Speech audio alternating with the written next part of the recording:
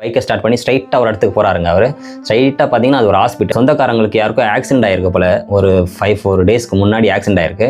So அங்கே போயிட்டு அவர் போய் பார்க்குறாரு. பார்த்து எப்படி ஆச்சு ஏதாச்சுன்னு சொல்லி எல்லாம் பேசிட்டு முடிச்சுட்டு அவரோட பேக்கெட்டில் அந்த புது ஃபோன் சொன்னேன் இல்லைங்களா, 2வது ஒரு ஃபோன் கிடச்சி சொன்னேன், அந்த ஃபோன் அப்படி எடுத்து அப்படியே அதில் செல்ஃபி எடுக்கிறாரு. உடனே இவங்க இப்போ வந்து நியூ மாடல் தானே, இது எப்படி வாங்குனீங்க அப்படின்னு சொல்லி கேட்குறாங்க. சரிங்களா, அதாவது ஆக்சிடென்ட் ஆனவங்க அவங்களோட பசங்கள்லாம் கேட்குறாங்க.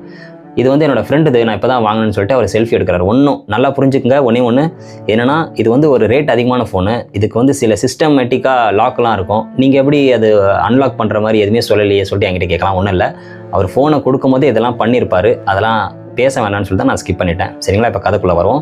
அவர் செல்ஃபி எடுக்கிறாருங்க. செல்ஃபி எடுக்கும்போது கேமராவுக்கு முன்னாடியாக ஒரு 4-5 பேர் நினச்சிக்கோங்க. 6வது நபராக ஒருத்தர் இருப்பான், கட்டு போட்டு இப்படி இருப்பான்.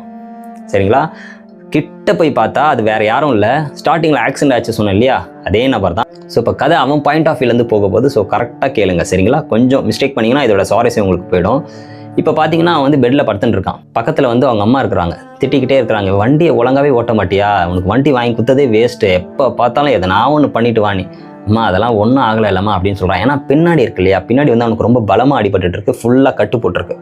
சரிங்களா, ஃபுல்லாக கட்டு போட்டிருக்கு. அதனால தான் அம்மா இல்லையா கொஞ்சம் பதறுவாங்க இல்லையா, ஸோ அதனால் அவங்க அட்வைஸ் பண்ணுறாங்க.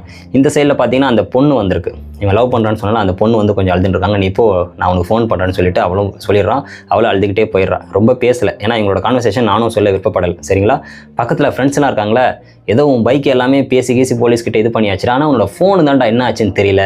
அப்போ சாதிக் அந்த பர்சன் வந்து யோசிக்கிறாங்க. ஸோ அந்த சீன் மறுபடியும் ரிப்ளை ஆகுது. சரிங்களா, அப்படியே பைக்கை ஓட்டிக்கிட்டே வரான். அப்படியே பைக்கு ஸ்கிட்டாக எடுத்து அப்படியே பைக் அப்படியே தேஞ்சிக்கிட்டே போவோம். இவனும் அப்படியே உருண்டுக்கிட்டே போய் பின்னாடி ஒரு கல் இருக்குங்க, டமான்னு அப்படியே அடிச்சுக்கிறாங்க தலையில். இடிச்சு அந்த இடம் ஃபுல்லாக பிளட் அப்படியே லீக் ஆகுது. சரிங்களா, அவனுக்கு மூச்சு பேச்சே இல்லை, வானத்தை பார்த்த மாதிரி அப்படியே இருக்கிறான்.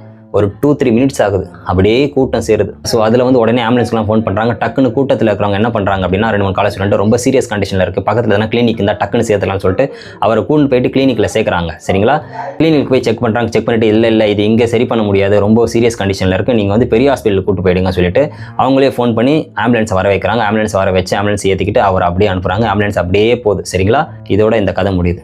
ஒன்றும் இல்லைங்க, இந்த மொபைலோட பெர்ஸ்பெக்டிவ் தான் சாதிக்கோட ஸ்டோரி. சரிங்களா, நான் வந்து கதை இப்படி இருக்கிறத இப்படி சொல்லியிருக்கேன். இந்த ஸ்டோரி உங்களுக்கு பிடிச்சிருக்குன்னு நினைக்கிறேன். நாளைக்கு நல்ல ஸ்டோரியோட உங்களை வந்து நான் சந்திக்கிறேன். எல்லா புகழும் இறைவனுக்கே. நான் உங்கள் சொல்லி பாய்.